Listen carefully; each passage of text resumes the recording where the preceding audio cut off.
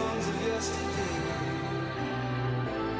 and I've made up my mind. I ain't wasting no more time. Here I go again. Here I go again.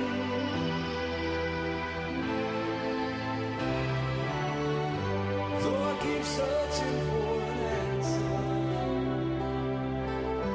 never seem to find what I'm looking for.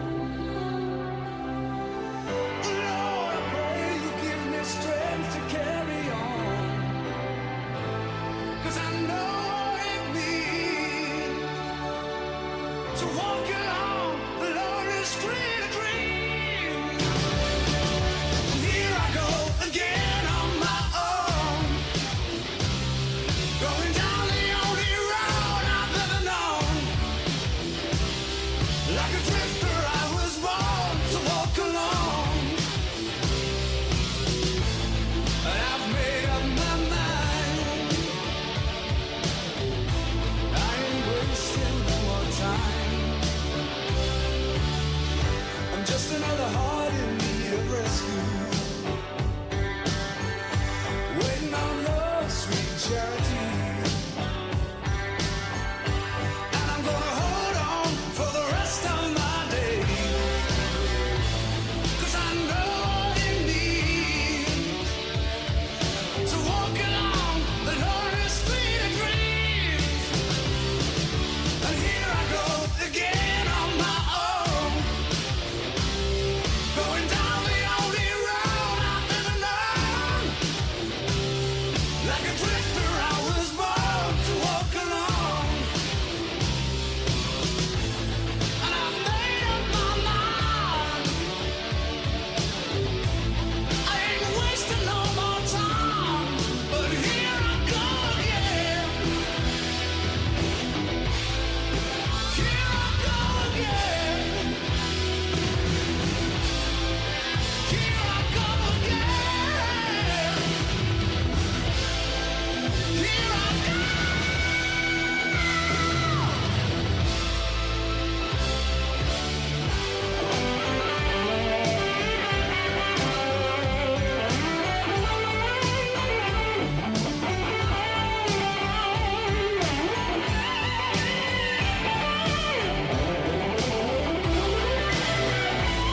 Cause I know what it means to walk along the lonely street of dreams.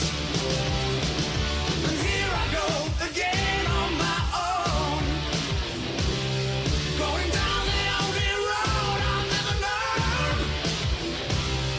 Like a drifter, I was born to walk alone. And I've made up my mind. I ain't wasting no more time. And here I go again on my own, going down the only road I've ever known. Like a drifter, I was born to walk alone. 'Cause I know what it means to walk along the lonely street of dreams. And here I go again on my own, going down the only road I've ever known.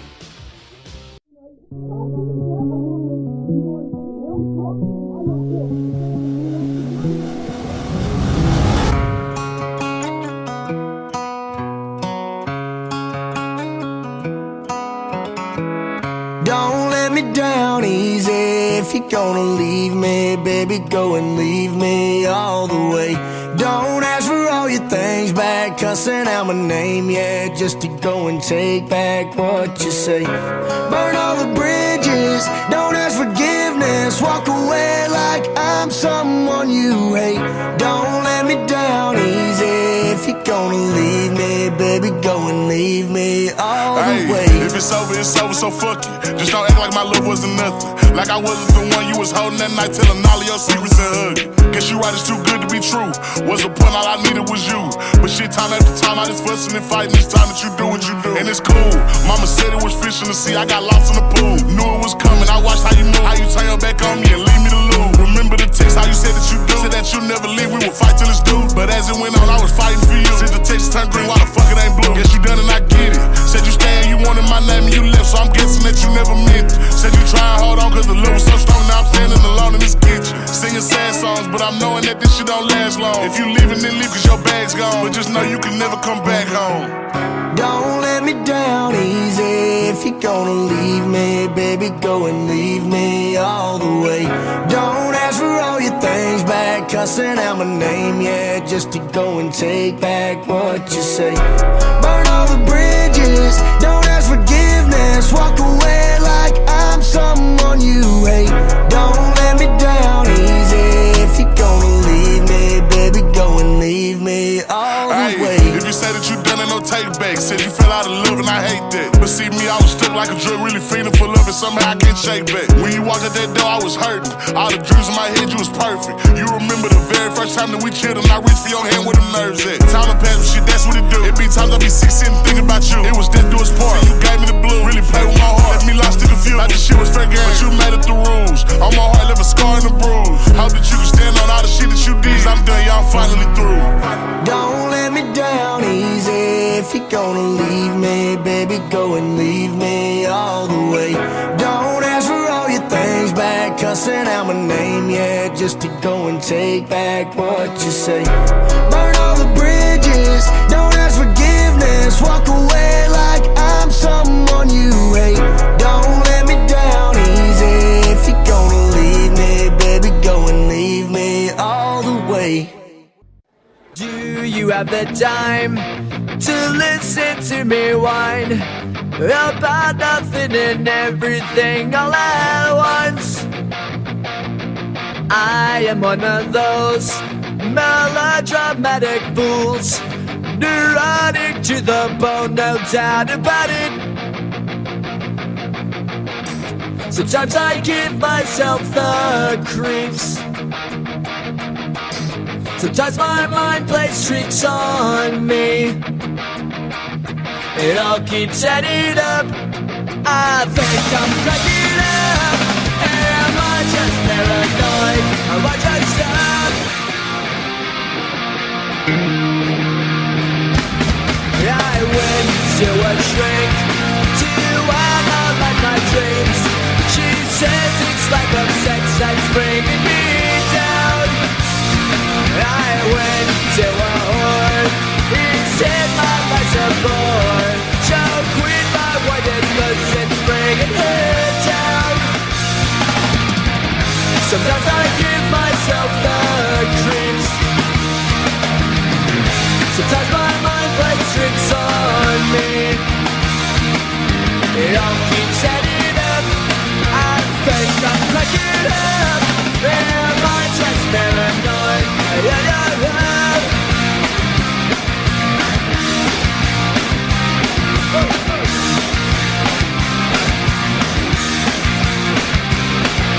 Grasping to control, so I better hold on.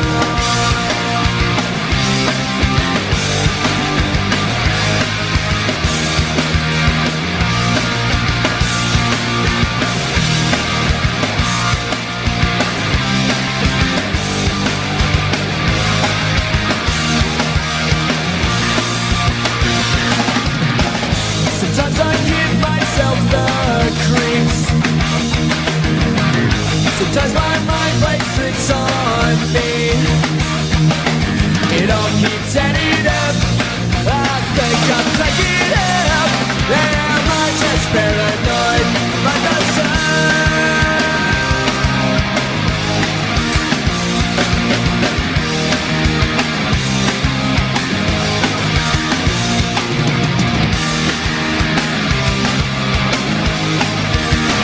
Because oftentimes schools want to go to the shiny, flashy things, right? They want to go to the pretty stuff, and they want to go to the stuff that makes the big splash, right? And most of the time, that's X, Y, and Z, and you don't even have A, B, and C, right?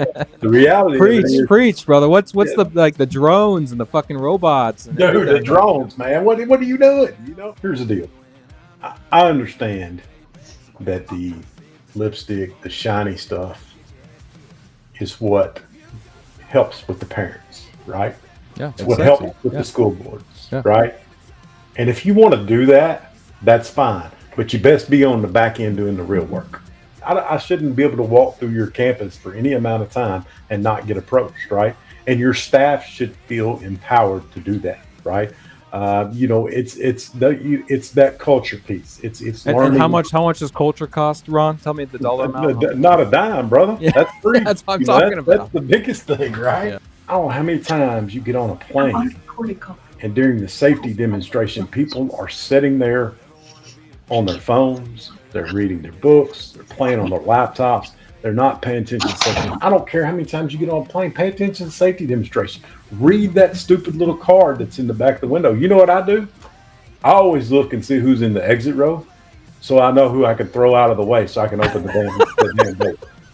Because that's what's going to happen, right? Because they're not Yeah. paying attention. Who the hell is still doing fire drills, Ron? Like we're in 2025, brother. Like are buildings burning down still? I mean, I know. No, I know here's the deal. Let's be real. Let's talk about that a minute, right? Because law is that you have to do a fire drill once a month, every single month. but you can't do an active shooter drill. Is that? Yeah, is most that- places got it once or twice a year. You need an active shooter drill about once or twice a year.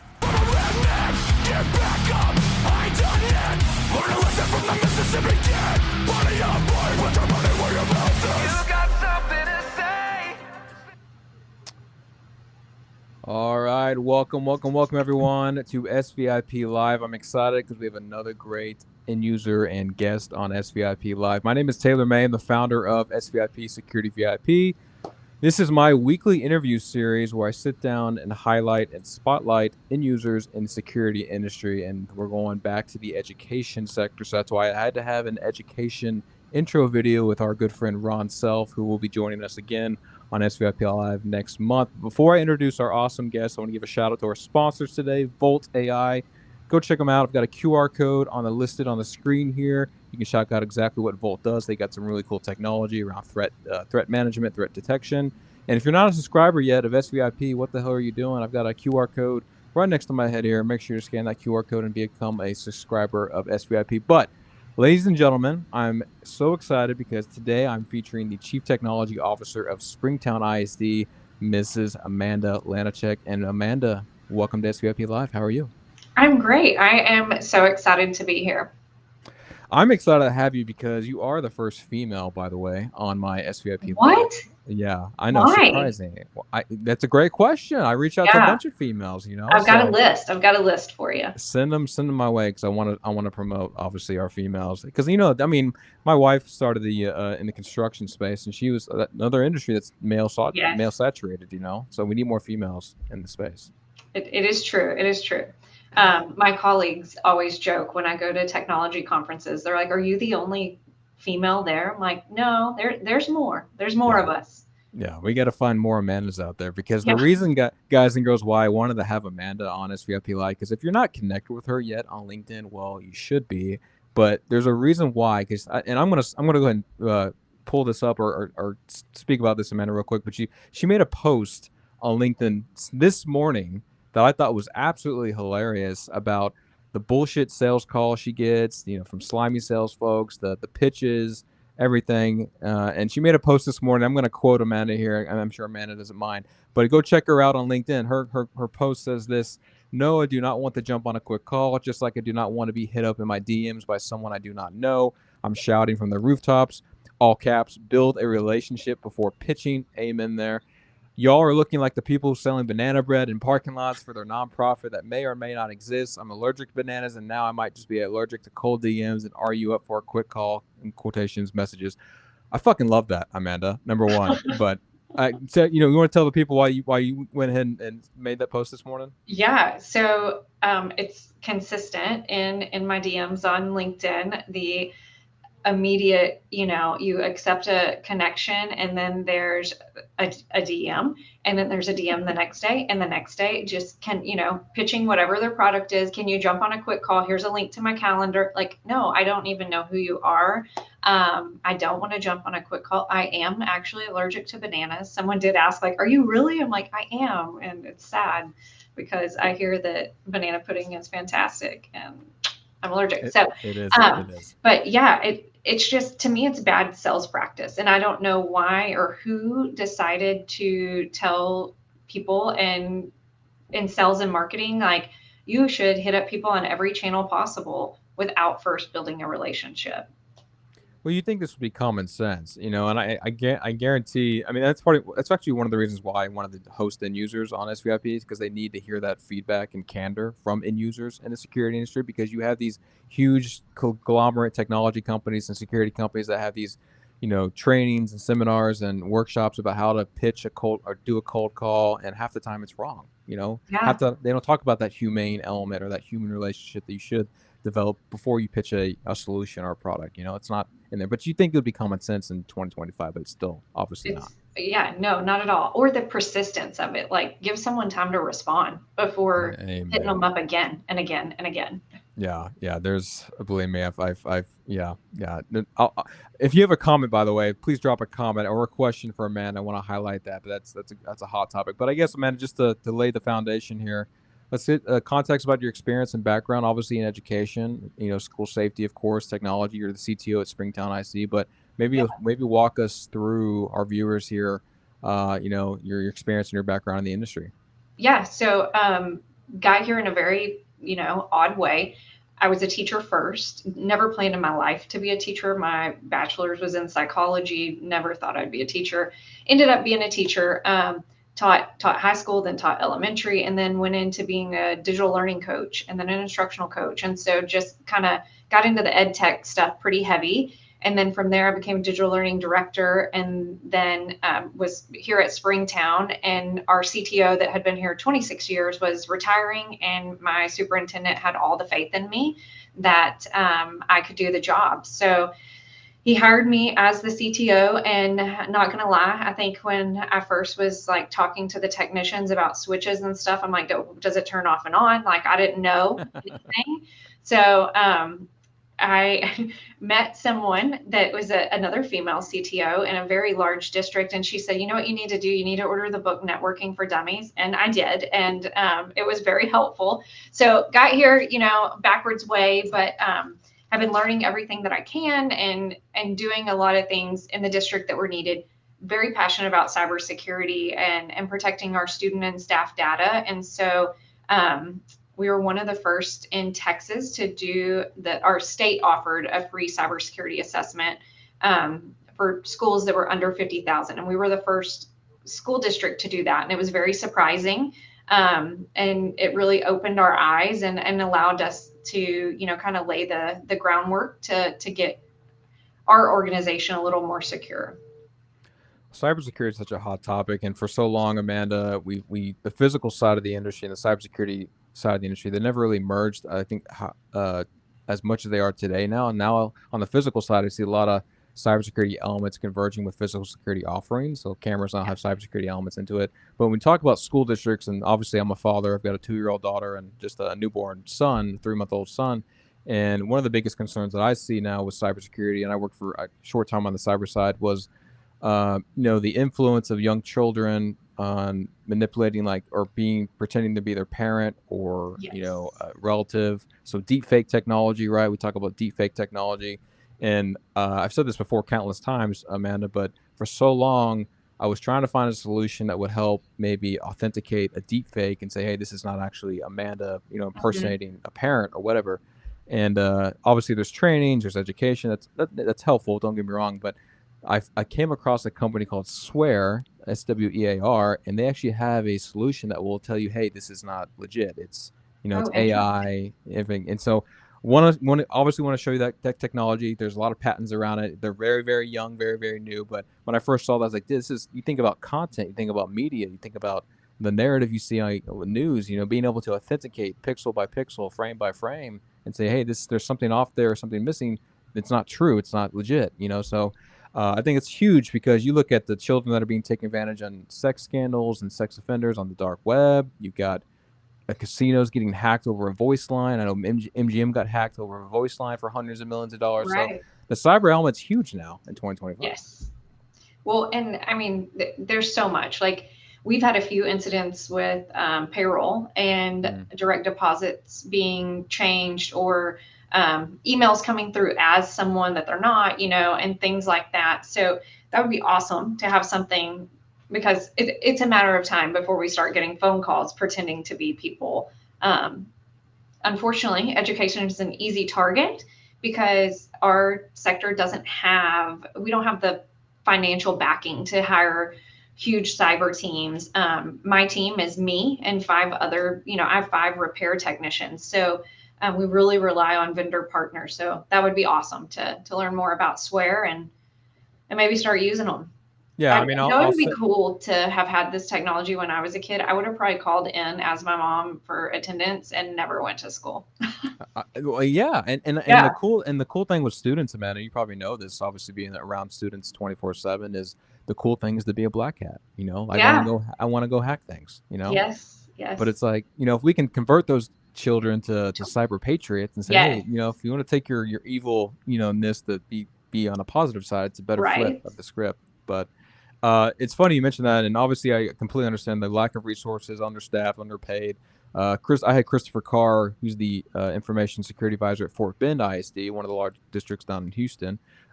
He said the same thing. You know, said we obviously do trainings. We try to convert the kids to be cyber patriots. We host, you know, inside groups and get them involved as early as we can. Because I think going back to what Ron said in the intro video, building that culture is free.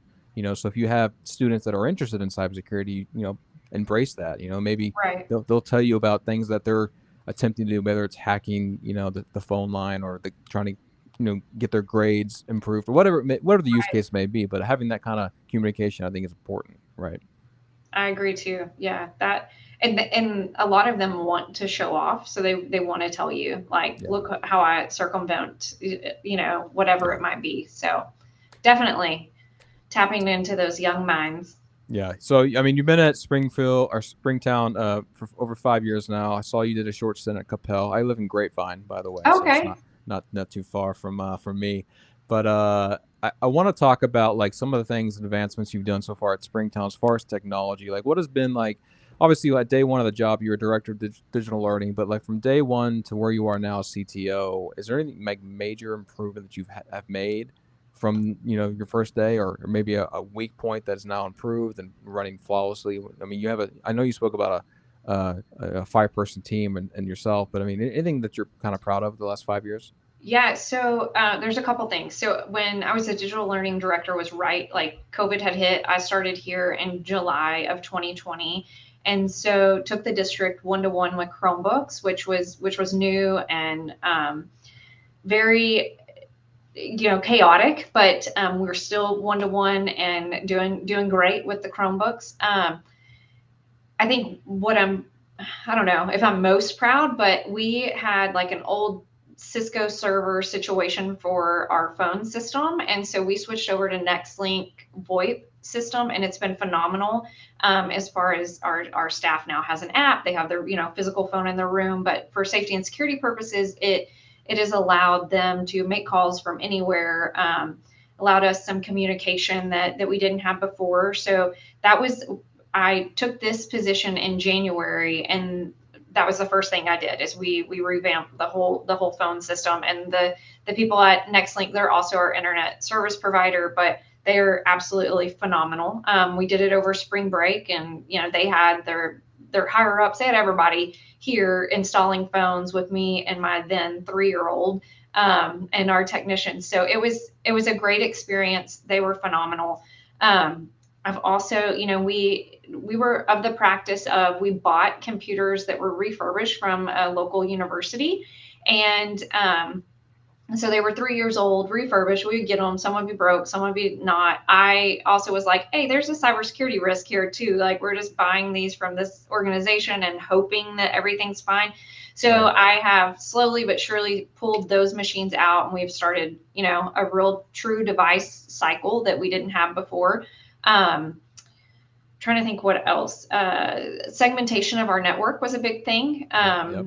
And so we partnered with CDWG as a good vendor of ours, and they introduced us to Traversa, and we had used them prior to me, but just a great organization that has been there to really help me with networking questions and things that I would have had no idea what to do. And so now our network is nice and segmented, and it just helps to, that next layer of security that we need. Another big thing is physical security. So we were the first district in the nation to roll out Raptor badge alert system. So I had one on my desk somewhere, but I've thrown it off. But just, that silent panic alert system that we didn't have before. We were relying on phones, and we had that availability with our NextLink phones, but this immediately calls, our 911 dispatches everyone. So that has been a huge undertaking, and that happened last March, and we love Raptor. They're great, and the system has worked great too.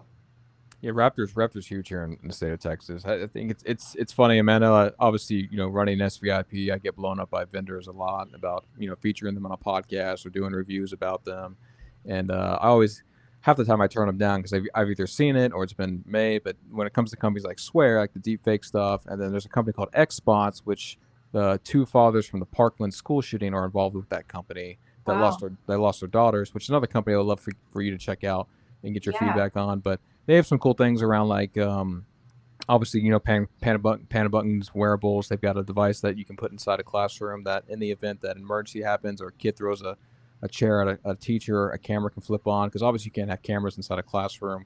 Right. And they also have something called screen takeover too. I know screen takeover might be huge, especially in mass, events like an active shooter or, God forbid, Mhm. something like that. So another cool company I'll have to throw at you down the line for you to. Yeah, definitely. We speaking of screen takeover, with this badge alert through Raptor, they partnered with Vivi, and Vivi is now on our Promethean boards, all our flat panels, and it does that screen takeover when a lockdown is initiated, or really when any drill or alert is initiated. But that's been great too. I have a 5-year-old that is hard of hearing, that won't wear hearing aids because it's not cool. And he's also ADHD, so he's probably not paying attention. So if something's flashing big and bright, I feel more comfortable as a parent that like maybe he'll realize he needs to do whatever it is. Well, you think about some school districts, Amanda, some class, I'm not saying every school does this, but some teachers, they may teach a 20-minute lesson, and then the rest of the class period, they're on their laptops, they got their Beats headphones on, and Yes. so they're tuned out. The students are tuned out, so how do you get their attention? Screen takeover is a great way to get their attention, Yes. in the event of an incident may happening. I want to talk about this because it's obviously hitting home here in Texas. We just signed a statute where you can't have phones inside schools now. You would ask. I mean, I had to throw it at you, because you're the school safety expert. So, I mean, I want to get your feedback on that, number one. And obviously, there's pushback from students, and obviously, ChatGPT is a big thing. And Yeah. I wish I had ChatGPT when I was going to school. Right. I mean, I went to Plano Senior, and then when I played ball at Oklahoma State, I would love to have that kind of technology. But what's your feedback on that new bill? Yeah, so I get it, and I don't get it at the same time. I am all about kids, being engaged and not being on the phone. And it's an addiction. Like, Yeah. I'm addicted to my phone, but also at the same time, I'm not cool with the magnetic bags. I don't like that idea, because in the event that, say, you're in a classroom and your teacher goes into a diabetic coma or faints or has a heart attack, and that could have been that second that someone could have called 911 before they got to the actual classroom phone. And let's be real, how many of our students even know how to use a desk phone? Even though it's just you pick it up and dial the number, but they don't use a corded phone. So that's not going to be what they go to. They're going to go straight to a cell phone. So I don't like the idea of securing them and them being in a magnet. And plus, when I was a kid, let's be real, I would have tried everything to get into that case, or I would have brought a burner phone. Like, you tell me I can't do something, I'm going to figure it out. Right. But we are doing backpack out of sight, So I'm okay with that. We know that it's going to be hard in the beginning. I mean, a lot of people have smartwatches, and them not being able to have those as well will be hard for our high school students, because I mean, just like wearing your wedding ring, when you don't have it on, you feel naked. You know, they're going to feel like, wait, I don't have my watch on, it's lost, or what, or even not having their phone. But I think that it's good in getting them engaged in class and it being, you know, that distraction being removed. I want them to be able to have access in case there is an emergency, and that would have been the one thing that saved someone. Right. Yeah, and that's my pushback too. It's like in the event maybe someone's diabetic, or someone has health, medical events, they need something, they need access to a device, right? And Yeah. but on the flip side, the learning experience, getting students more engaged, ask questions. Obviously, when you went to school and I went to school, going to go meet after class in the hallway was the thing to do. We didn't really have phones, or I mean, Right. I had a flip phone, but I had to manually text and pay 10 cents a freaking text to text people. So, the times have changed, but Yeah.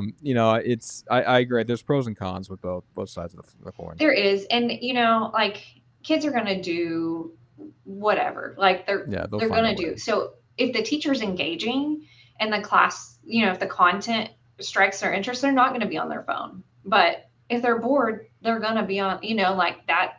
So I think it comes down to that too. It comes down to, like, are we truly engaging our students in the classroom? Because why would they want to, like, why would they be so distracted if they were engaged? I guess it depend on how well the students score now on tests and papers. Like, That'll be very, very interesting to see. is that gonna improve now that technology is removed or devices are removed out of the classroom? I don't know. I don't know, because there's still a lot of curriculum is online. Right. So you think, I don't have my cell phone, but I have access to the internet, so I can communicate. I can find a way to communicate. And kids do, like, they find any tool that a teacher uses that's collaborative, they're going to try to use on their own with their friends to collaborate. Yeah. No, there's always they They're going to always be find a sharing Google Docs and talking back and forth. screenshots and everything. Yeah, Yes. 100%. Before I ask you my next question, just to remind my audience, if you have a question for Amanda, please drop a question in the chat. I will highlight it in the live stream. So please drop a question, whether you're tuning in on YouTube, LinkedIn, Facebook, or Instagram. I will highlight your question. Don't be shy. Amanda doesn't bite unless you're mean to her. So please drop a question. But I guess, Amanda, going back to the cybersecurity element, what has been the most biggest, I guess, threat so far at Springtown for cybersecurity? Is it hacking or taking over things? Is it phishing? Is it data leaks? I mean, walk me through the biggest risk so far for you guys. It's definitely phishing. I feel like I'm name dropping a bunch of companies, but it's definitely phishing. And we've now implemented CyberNut, and they're like, if you haven't connected with them, they're just fantastic people. But we've implemented that, and so that has been helpful. Before, we were using a different platform that we did cybersecurity training through, but then they really didn't know, like, in Google, how to report a phishing email, or they just wouldn't, because it wasn't just blatantly there. CyberNut has kind of made it blatantly there, so it's easy for people to report a phishing email. But I would say that is our biggest risk, is the human error of clicking. Like I mentioned before about a payroll risk, it was someone's password got compromised. They logged into their Gmail account, emailed our payroll specialist. She never picked up the phone to call and confirm with the person before changing direct deposit, because, the person office is in the building next to us, and they were corresponding back and forth. And luckily it was all caught and everything. But just, that the human error is our biggest cybersecurity risk. Yeah, I mean, we get complacent, we get comfortable, right? I mean, that's probably why it's the phishing is still a prominent, vector of attack. Yeah, which is crazy. You would think, like, people would know not to click on things. Well, even the phishing attempt with the, like, I go back to MGM. They got hacked over a voice line, impersonating an executive to get confidential record and financial information of MGM. And what did MGM do? They paid hundreds of millions of dollars in a ransomware attack because of that impersonation attempt. Yeah. So that was. I just constantly preach, like, I know that it's frustrating and annoying, but just like you have to MFA into things, like, multi-factor check before you do anything with money or anything with records. Yeah. just double check. MFA passphrases would be great too if you're bilingual. Make your password stronger. All those Yeah. fancy things. Let's pivot now to physical. Obviously, it's a hot topic everywhere you go. Everyone talks about active shooters. There's a million weapon detection companies out there, but are you guys using any kind of weapon detection device, whether it's a concealed where students have to walk through, or it's AI software on existing cameras? Are you guys anything around that technology? So on cameras, yes, but we don't have any physical walkthrough. We're a more rural community, and so we just have different, I guess, different student population, but we don't have anything where we're doing like a walkthrough weapons detection. But we do have on our cameras a weapon detection AI. Yeah, and so it has to be visible or brandish before it detects. Yes. Right. Yes. Right, yeah. Which typically, I mean, obviously there was a shooting in New York, I think last week or so, and the guy was holding an AR. Clear view of a security camera would have been great to have AI software to detect that before he did Absolutely. what he did. Yeah. But and people hit on it a lot. And the reason why I bring it up every time, because obviously it's a hot topic in the security industry. But the reality of an active shooter is not as common as you would probably think versus a cybersecurity attack, right? Cybersecurity, Absolutely. it's the unknown ghost. You don't know who it is half the time, So Yeah. I always bring that up. And it's hard for people that aren't in technology in schools to understand that how critical cybersecurity is, and that it will happen. It's not when, or it's gonna happen. Yeah, and obviously in I guess 2025, when resources are constrained or limited, I mean, what are your best options to do? Is it continuous training and education, or is it obviously contacting CyberNet and help with those people? I mean, what else are you doing when resources aren't there or funding's not there? Yeah, so I just, I reach out to whoever I can. So once we didn't do so hot on a cyber assessment, I talked to our local region center, which they're great guys, and they had said like, hey, we reached out to the Department of Public Safety in Texas, and so I got on LinkedIn and found who was over cybersecurity for the Department of Public Safety, and ended up jumping on a call with them. He offered up some of their policies, and just like a mentor moment of like, I can give you all these policies and I can give you all these regulations, but that's just writing on paper. Like, you have to put these into practice, and what does that look like in a school district with just one person, controlling it all. So just use your resources and don't be afraid to ask. Like, what's the worst thing that's going to happen reaching out to someone for help is they're going to say, sorry, I can't help you. So yeah, well, half the time it's free, majority of the time it's free. Planning's free, so counsel's free. So why not, do your due diligence? But I think, Amanda, the reason why, not to discredit end users, but some end users are more proactive than others, and sometimes others don't do their due diligence to do the outreach or, counsel with other ones. And some people are just like, no, they're complacent, they're stuck in their ways, and they think they have this mentality, oh, it's never going to happen here. right. But, and I always bring this up, and not to discredit Santa Fe ISD, but I worked with Santa Fe ISD in a previous role, and that's a 5-school district, and no one thought they would have a mass shooting, and they were rural. They're down there in South Texas, so it can happen anywhere, and it can happen when you least expect it. It definitely can. Well, and a lot of times people don't. I've found like when I ask things, people will be like, "Oh, no one ever says like they don't know." People don't want others to know that they don't know how to do something. But I'm the first to be like, "I have no idea what I'm doing. Please help me." So I think that's another thing. You just have to be vulnerable to continue to learn and grow. And it's not about you; it's about your organization. And when you're in education, it's about the kids. And I constantly preach, like, if my child's data was stolen in kindergarten, we wouldn't know until he went to get his first loan for a car, or college loan or something, that, his identity's been stolen. Yeah, no, you're 100% correct. I've always had a soft spot for education because my mom taught for over 30 years in Richardson at Mohawk Elementary as a second grade teacher, and I can't imagine. Obviously, she's retired now, but I can't imagine being a teacher even today. Like the not only just that the students you're dealing with, but also the safety and security risk that you have to deal with today. I mean, do you feel like, man, it's difficult to teach and educate children today in today's landscape, or what are your thoughts on that? I definitely feel it's different. Yeah. It's different than it was. I got out of the classroom 10 years ago. And so I feel like it's different now. I do feel like, our kids are more connected, and that's a good and a bad thing.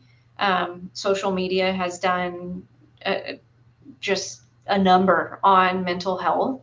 And so I think that it is a little more difficult to reach kids because they want like instant gratification. It's like that gaming mentality, the social media mentality, like they need likes. And so I think it's harder to reach them, but I think once you reach them, that it's easy to connect with them. But I think it all goes back to just like we talked about with vendors and building relationships. Like, as cliche as that sounds, if you build a relationship with a kid, like just asking like, hey Taylor, how was your football game this weekend or whatever, you would be like, wait, she knows I play football. Like, oh, she knows that I play soccer on the, whatever it might be. Or how's your little brother, or how was lunch with whoever that you saw them eating lunch with. Like, just personalizing your job and connecting with kids goes a long way. Nothing but the truth. That's I 100% agree. And honestly, we talk about students acting out, and maybe students come from broken families. I mean, half the time, if you're engaged with those students, maybe a school is a safe place for a kid. Yeah. And SROs play a huge part in that too. If an SRO is engaged with a kid, I mean, that can prevent an altercation or prevent an incident half the time. Yeah, we have some amazing SROs that do a really good job, especially elementary, intermediate, and our middle school. High school's so big that, and the one SRO, he does a great job, but he is also like tied down with actual legal things. But they do a really good job connecting. So that you're right, like that, if they connect with a cop in school and have that like person to look up to, I feel like they're going to be less likely to make mistakes later on.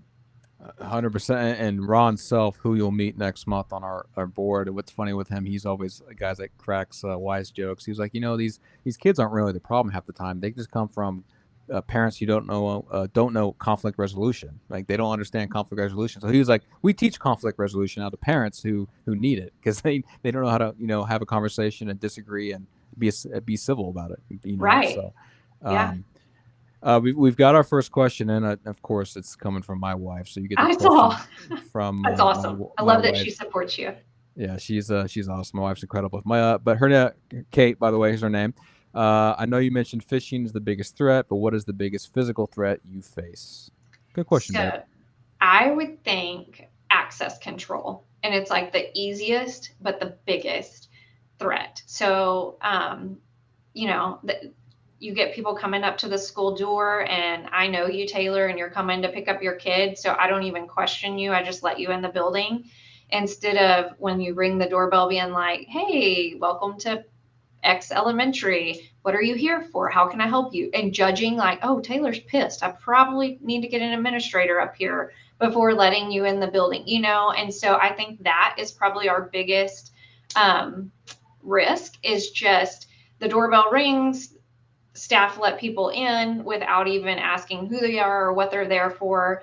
Once they're in the office, they're doing great. They're running their IDs and everything. But I think that like just, pre-authentication of like, let's size this person up and see what they're here for, and like kind of temperature check before letting them in the door is a huge missing piece. And I think that becomes a big physical threat too, because you don't want an angry parent coming in. You don't want to let someone in without knowing who they are and it be, some type of security risk. So I would say that's our biggest physical threat.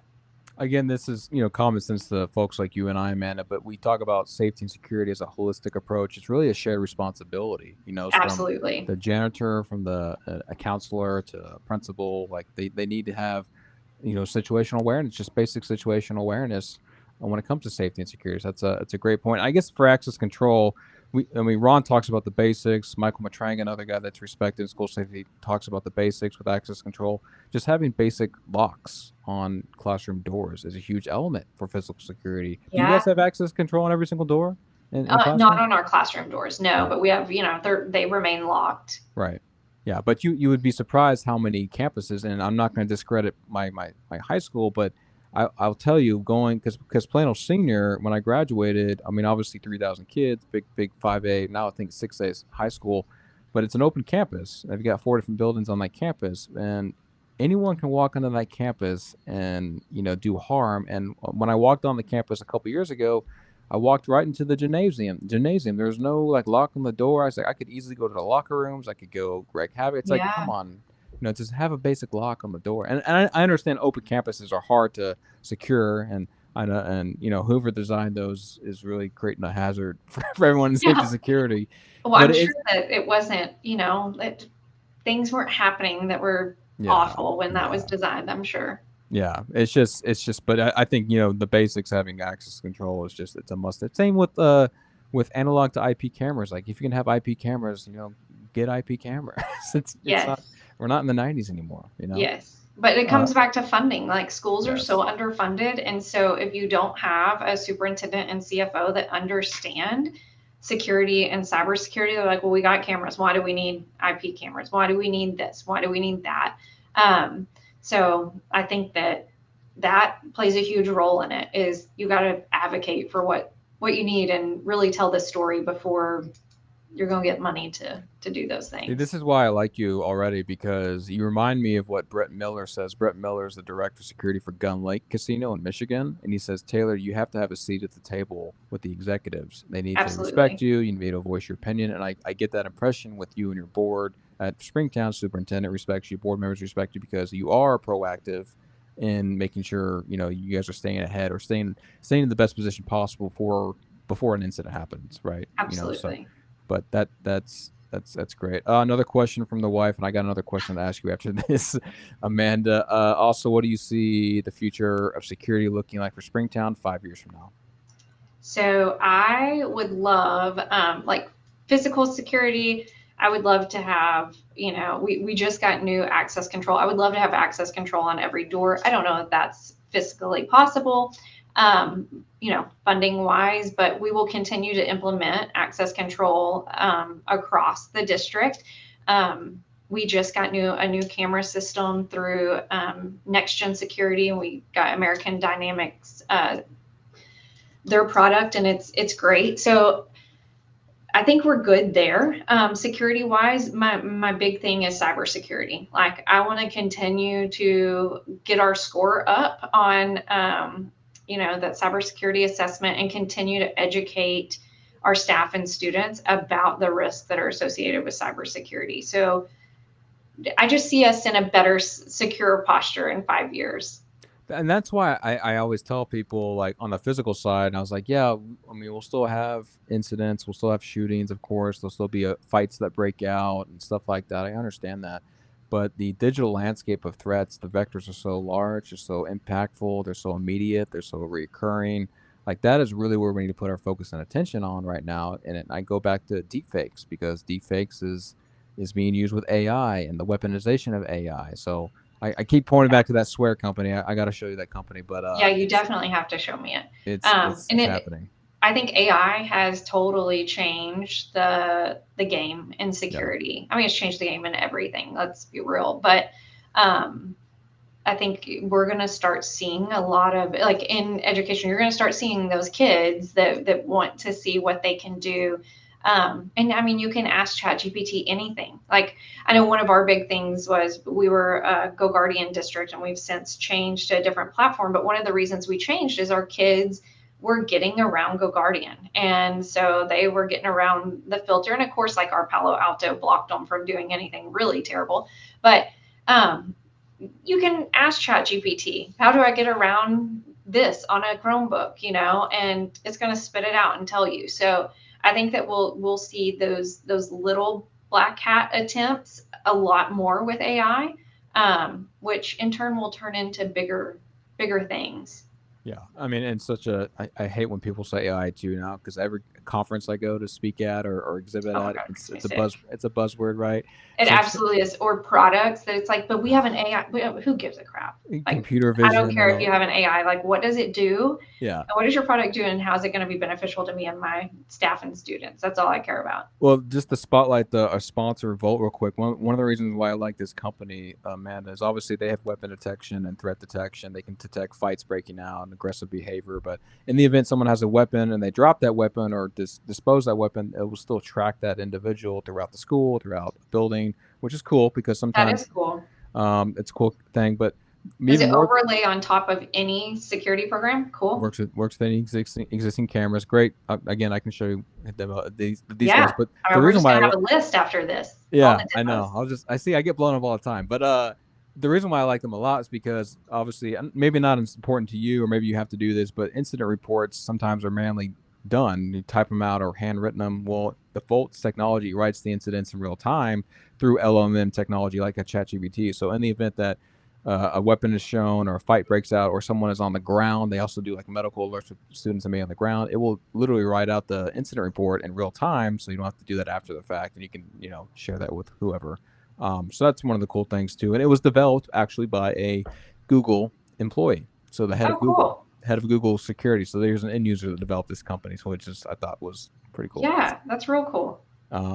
Another question from Chadwick here. What makes you passionate about security? There we go. I like that. So I love the question, Chadwick. I think just keeping kids safe, period. Like, you never want anything bad to happen, but I think my own son makes me more passionate. Everybody always said, oh, once you have your own kids, it'll be different. And I was like, no, no way. It is just a little bit different. Like, I have that extra layer of like, man, what if that was my kid? So that plays a huge role in just keeping kids safe. And then, of course, their data. Like, I've had my own identity stolen. It was not fun. It was during Thanksgiving week, and someone decided to get a bunch of credit cards in my name and change my address, and it was just a big old mess. And I was able to like freeze my credit, and everything was fine. But I know it's possible, and it's not if, it's when. And so that makes me super passionate about making sure that our kids are safe and aware, and our staff's aware. Everyone, just like you said, Taylor, like, people think it'll never happen to them, or that physical threats, cyber threats, it'll never happen to me. It's just in the news. Well, what if it does happen to you? So let's make sure it doesn't. Yeah, and half the time until it happens to that person, that's when they actually take it seriously. And the same thing Absolutely. happens, with physical security. It's like, oh, well, why didn't they have weapon detection systems, or why didn't they have a cybersecurity posture protocol? It's like, Absolutely. Yeah. because you guys are funding the new stadium and funding Yeah. the, Right. and don't get me wrong, I'm a former football I was player. about to say, I I can't believe love you said that, being a yeah. little football player. Well, I'll call it out too. I mean, obviously, you look at Allen High School here in Dallas. You look at McKinney, gorgeous stadiums, but 60 million plus stadiums. And don't get me wrong, everyone loves Friday Night Lights, and I love football myself. But I mean, if you're putting more emphasis and attention on a sports game versus protecting and securing students in a learning environment, You're wrong. Yep. there's a huge lawsuit waiting to happen in my Yeah. my Well, opinion. just your like priorities and morals are wrong if that's what you're focused on rather than safety and security. Yeah. Again, I think we're preaching to the choir. Yeah. But you're 100%. School's about to start back up, right? Is it this month for you? It's next Wednesday. Okay, so what are you least excited about and most excited about heading back to the 2025 school year? So I am excited for the kids to come back. I'm excited to see how our teachers use. So we're piloting Gemini being the only LLM that's used in the district, just because of Gemini's protections within Google Workspace. And in case they do try to put something crazy in there, it's semi-protected. Nothing's ever really protected. Let's be real. But so I'm excited to see how that goes. I'm also excited to see like what our kids do, and really like what black hat activities go on. Like, it's always like, that's terrible to say, but I like to see like, what have they been up to? What do they go around? But I'm super excited that we now have the badge alert on all campuses. So I'm excited to see how teachers utilize that. Hopefully we never have to have a lockdown, but we also have the ability to do like 3 clicks on the badge and it's a like I need help thing. And so principals can get called. So how that plays a role in safety as far as if there is a fight or if there is something that a teacher can get someone immediately without having to like make a phone call. Do I have services? Did my text go through? All that. So those are things I'm excited about. I'm not excited about that. I told y'all like I'm a 1-woman show. And then I have like my 5 technicians. They do fantastic. But as far as like I do all our rostering, all like our instructional resources. I just have a list. Like right now, I think I have 208 emails that I'm working through today. And I am like crazy about emails. I have to get them down. You know, I can't like leave. So that's what I'm not excited about. But I feel like you need an EA, Amanda. You need an executive assistant or something. yeah, I do. But then like I also am a little bit controlling. I hate to admit that. Could you have like a student, like intern or something, or like a? I mean, I could, but then at the same time, I'm like, but I have to have it done right, you know. So then it would take time to teach them to do it right. And by the time I taught them, I could have just done it myself. Right. You know, so I told you I got a problem. I'm a little controlling when it comes to that stuff. And plus, when it's dealing with like any type of safety or security stuff, like rostering, like I don't want student data accidentally sent somewhere it shouldn't go. So yeah, I should give it up. I'll work on that. That'll be like my school year, new year resolution. And typically when you do improvements for Springtown, it's typically summertime, obviously Q2, Yes. Q3. Yeah. Okay. Yeah. Yeah. That's what I was. I get crazy and roll stuff out in the middle of the year and teachers go crazy, but it's, you know, sometimes it has to happen.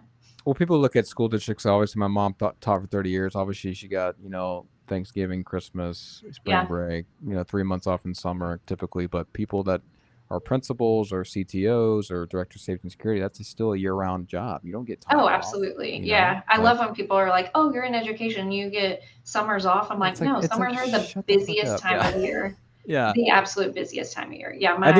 I did saw that you took a vacation though last week, which I'm I was about to mention that. My husband, who obviously doesn't know what I do, decided to book a vacation last week, which was when our new teachers came back, you know, the week before staff comes back, and really like the worst week for me to travel. It was fine. Like everything went fine. We're still in the midst of installing cameras and access control and all kinds of stuff. I have a great team and they managed it and everything was fine and no one died. But I thought about killing him. Not really. Obviously, this is recorded. I shouldn't have said that. But I was so mad. I was like, what are you thinking? And then at the same time, I'm like, God, I'm so selfish to be like, you took this time to book a vacation for us and our kid, and I'm mad about it. Like, who does that? So I had to apologize and realize that life goes on and that there are people that step up and help me, and everything was great.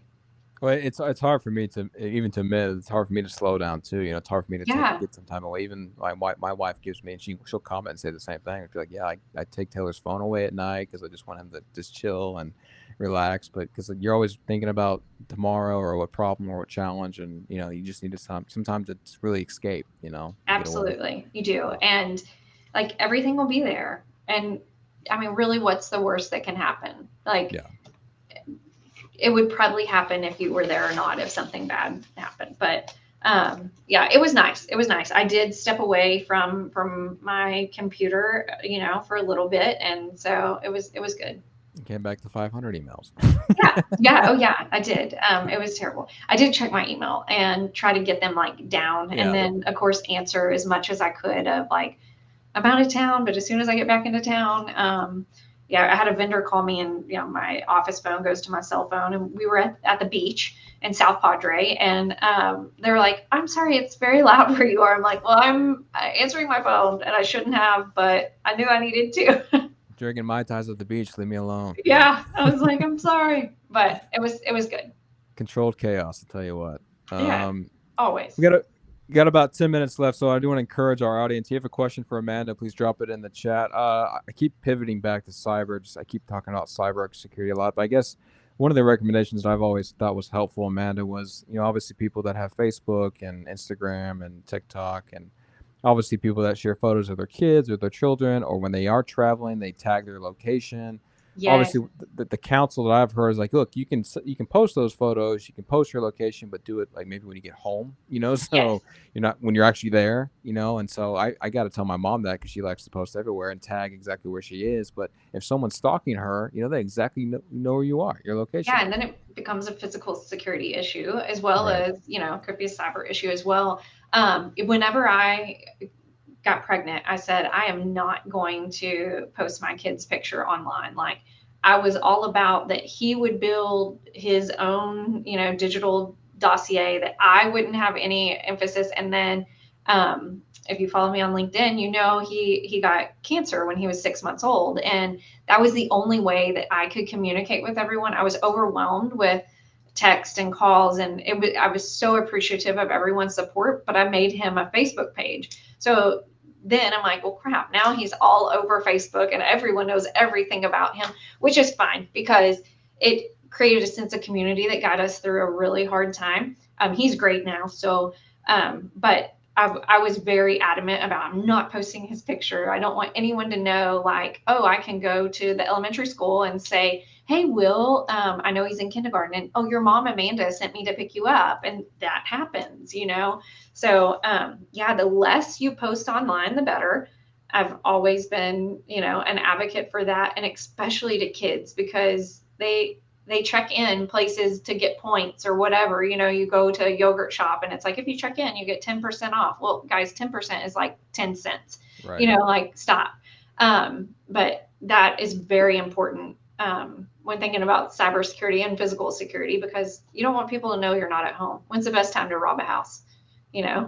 I've always believed, this is maybe a personal belief, that I believe there's always more genuine good human beings on the earth than there are bad people. And even though we talk about bad things a lot in the security industry, I do think, in the example of your son and your kids, obviously there are good people on the internet that Absolutely. will support you and help you where you need it.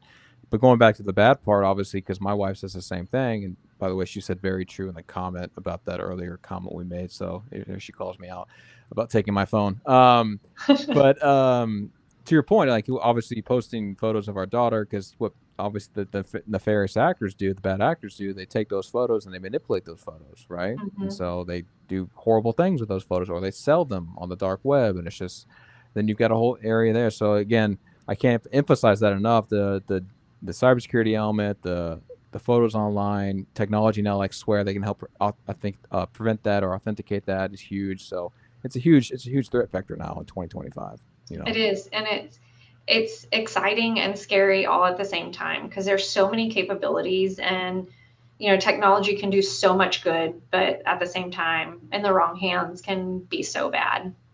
Yeah, and I think something that's important to bring up, and I think you'll agree with this, Amanda, is I think the general consensus that I get a lot when I speak with end users like yourself is like you girls and guys are just doing your absolute best that you absolutely can with the resources you have to make us more secure and safe tomorrow, or society, or whatever. So the going back to our first point about sales pitches and forcing product after product down your throat, it's like, look, you might have all the bells and whistles, but like, you got to understand your buyer, you got to understand Amanda, you got to understand her background, you got to understand what she's going through, and even if your product makes sense for someone like that. So I think the human element, the genuine connection is not emphasized enough. It could always be emphasized more, but I think the younger generation that are maybe entering the security industry at 21 or 22, fresh out of college, they should have that, be able to establish rapport and a genuine friendship before they actually develop a partnership about their product.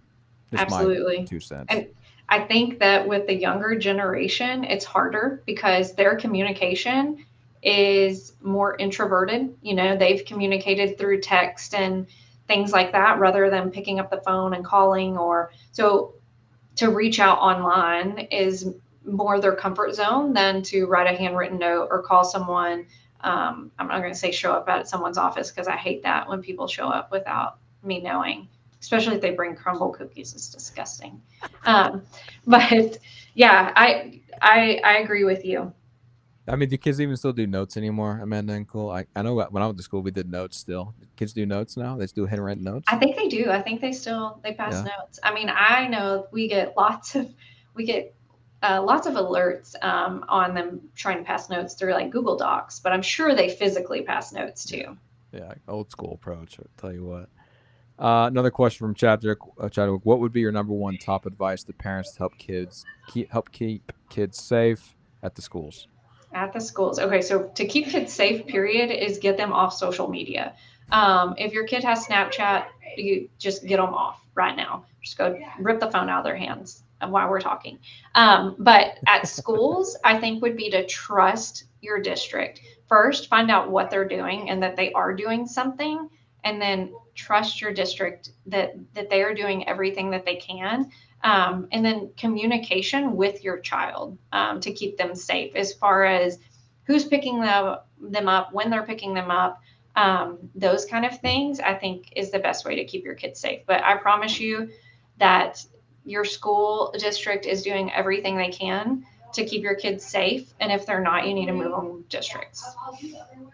Amen. Great advice. So now the questions are popping in. Another, this is a friend of mine, another end user, Amanda. Marty works for Oklahoma Gas and Energy up in Tulsa, Oklahoma City area. So Okay. Marty says, for someone entering this field, what's one piece of advice you wish someone had told you early on? That it is okay to not know everything. So, I tried to pretend to know things and that it's okay not to know everything and that there is a community to help you. I think that like I've said before, relationships are huge, and just being vulnerable and saying, hey, I need help, how do you do this, what do you do, was the biggest thing for me. I like that because a lot, at least on the casino side, I work with a lot of casinos. Some casinos do this better than others, but casinos are obviously proud when they have a win or a success or a lesson learned, or not a lesson learned, but just a major win. But there are some casinos are kind of shy to share the weaknesses or the flaws. They don't want to really Oh, I can make imagine. that Yeah. public. But there are casinos, like I'll give you an example. Cherokee Nation Entertainment, Hard Rock is one of the big casinos in that tribe, based in Tulsa. The VP and director are really good friends of mine. I'm having director on SVIP tomorrow, and he says, Taylor, we share with Choctaw and Chickasaw and Windstar and Creek Nation with the other tribes because we want them to know what our failures are or what our flaws are about a certain product or a certain implementation. Like, they should know about that instead of finding out themselves, because we're all on the same team here. Obviously, we compete at different casinos, but we're all going through the same shit, just like school districts going through Yeah. the same thing. So why not share and collaborate? Right. So, and the advice from the security industry, what I would say, and I said this to Adam, who was on SVIP. Adam works for UC Health in Colorado on the security side. I said, Adam, the first question you should ask vendors when they pitch you a product is, hey, manufacturer, hey, vendor, where does your product suck? Or what's the biggest weak flaw? And you have to say it like that, but you can say, hey, what's the weak point? And if that Yeah. sales rep can be vulnerable with you and admit an actual weak point or flaw, say, hey, Amanda, you know what? We're not really strong in this arena, this business, and if you can get some kind of honesty or some kind of like truthfulness out of this, then you can have more of an open dialogue to that Yeah. conversation. But that's a question you should keep in I'm your gonna bank start. I'm account. gonna start asking people that, because that's Where do you gonna. suck? Yeah. How do you suck so bad?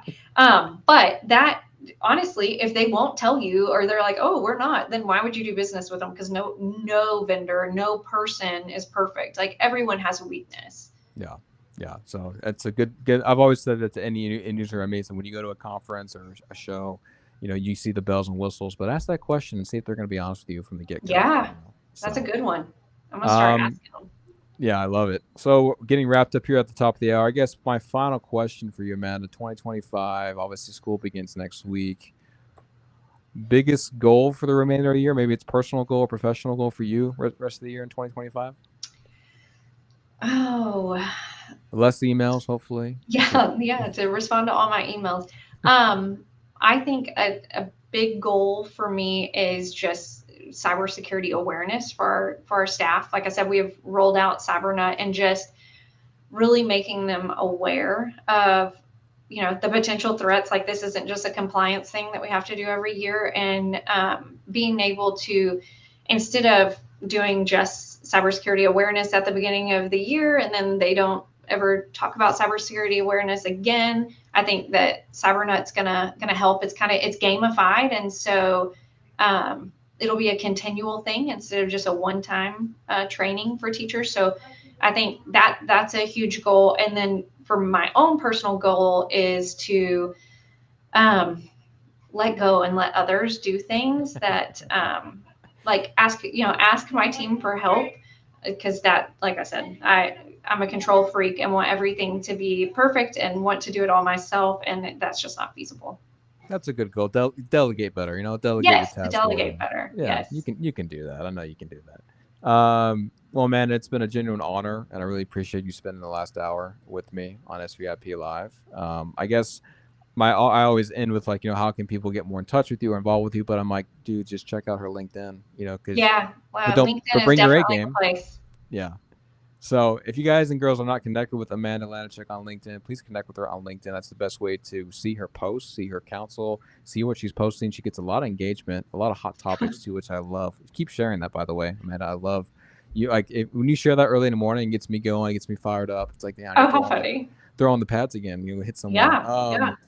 But I love that. And Amanda will be coming back, guys and girls, on SVIP Live next month. We're hosting a back to school roundtable with other school districts on SVIP Live. So Amanda will be able to collaborate with other individuals in the school environment, which I'm really looking forward to that, because you'll be, I think you're the only female again on that roundtable there, Amanda. We got to talk about this, Taylor. We're gonna have to get you some female tech people.